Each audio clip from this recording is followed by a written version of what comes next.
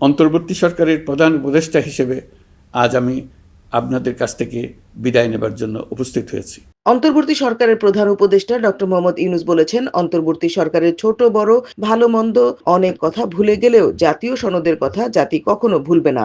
অন্তর্বর্তী সরকারের সবচেয়ে বড় অর্জন জুলাই সনদ, যার ভিত্তিতে গণভোটে বিপুল সংখ্যাগরিষ্ঠতায় তা বাস্তবায়নের সিদ্ধান্ত দিয়েছে দেশের মানুষ।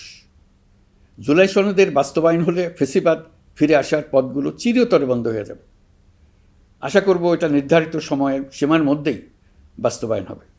অন্তর্বর্তী সরকারের ছোট বড় ভালো মন্দ অনেক কথা ভুলে গেলেও জুলাই সনদের কথা জাতি কখনো ভুলবে না।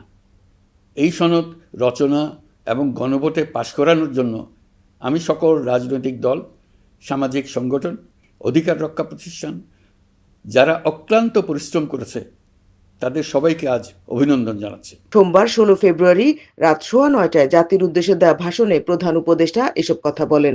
বাংলাদেশ টেলিভিশন ও বাংলাদেশ বেতার ভাষণটি সম্প্রচার করে। আমাদের প্রথম কাজ ছিল দেশকে সচল করা। এটি ছিল সবচেয়ে কঠিন কাজ। তিনি আরো বলেন, এই নির্বাচনে প্রথমবারের মতো প্রবাসীদের ভোট দেওয়ার সুযোগ সৃষ্টি করা হয়েছে। যখন একজন ভোটার গর্ব করে এই নির্বাচন ও গণভোটে ভোট দেওয়ার অভিজ্ঞতা সোশ্যাল মিডিয়ায় বলে, তখন একজন নাগরিক হিসেবে আমি আনন্দ ধরে রাখতে পারি না। এই নির্বাচনে প্রথমবারের মতো প্রবাসীদের ভোট দেওয়ার সুযোগ সৃষ্টি করা হয়েছে। যখন একজন ভোটার গর্ব করে এই নির্বাচন ও গণভোটে ভোট দেওয়ার অভিজ্ঞতা সোশ্যাল মিডিয়ায় বলে, তখন একজন নাগরিক হিসেবে আমি আনন্দ ধরে রাখতে পারি না।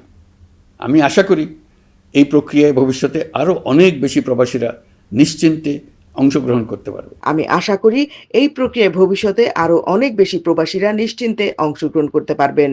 ভবিষ্যতে বাংলাদেশের নির্বাচন কেমন হওয়া উচিত, এই নির্বাচন তার একটি উৎকৃষ্ট উদাহরণ হয়ে থাকবে। শামীমা দোলা, NY71, নিউ ইয়র্ক।